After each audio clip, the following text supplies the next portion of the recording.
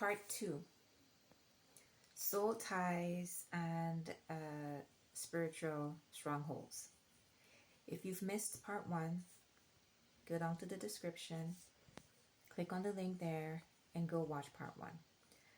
So in Part 2, I would be talking about emotional addiction. And this is another form of soul tie that no one talks about, okay? Do you find yourself constantly seeking approval from someone? Constantly seeking their attention? Then this might be a soul tie in disguise, okay? Sometimes soul ties are not just bound in love, all right? But it's bound in addiction. We're addicted to approval. We're addicted to attention from a particular group of people or from a particular person. It can be a friend, a romantic relationship. That can low-key be a soul tie in disguise. Emotional addiction. Let's talk about it. Where does it originate from? How do we end up having an emotional addiction to someone? Okay, so let's talk about it. Abandonment, rejection, trauma. Maybe you've experienced trauma at a young age or at an old age.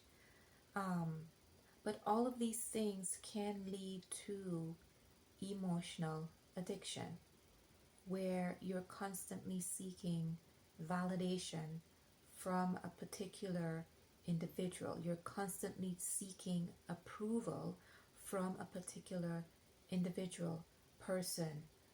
It could be a family member. It could be a romantic relationship. These are all trauma. These are soul ties.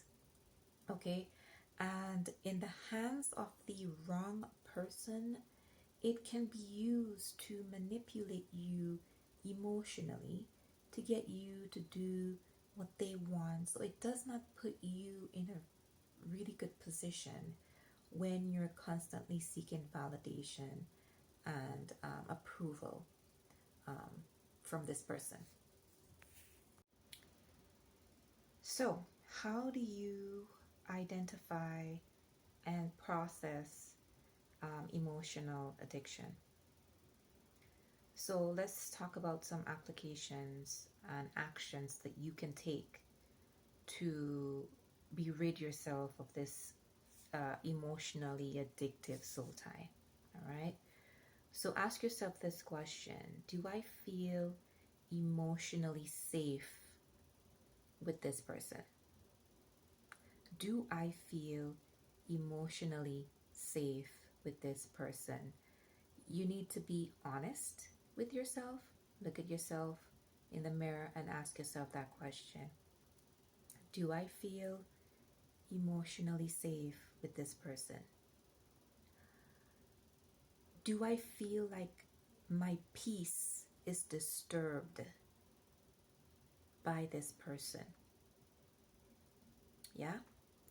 Do I feel like my peace is disturbed by this person?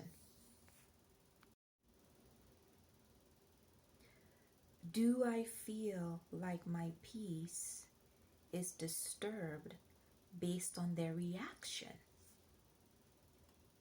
Because remember, we're talking about emotional addiction here. So you're feeding off of the responses that this individual give to you. So do I feel like my peace is disturbed by their reaction?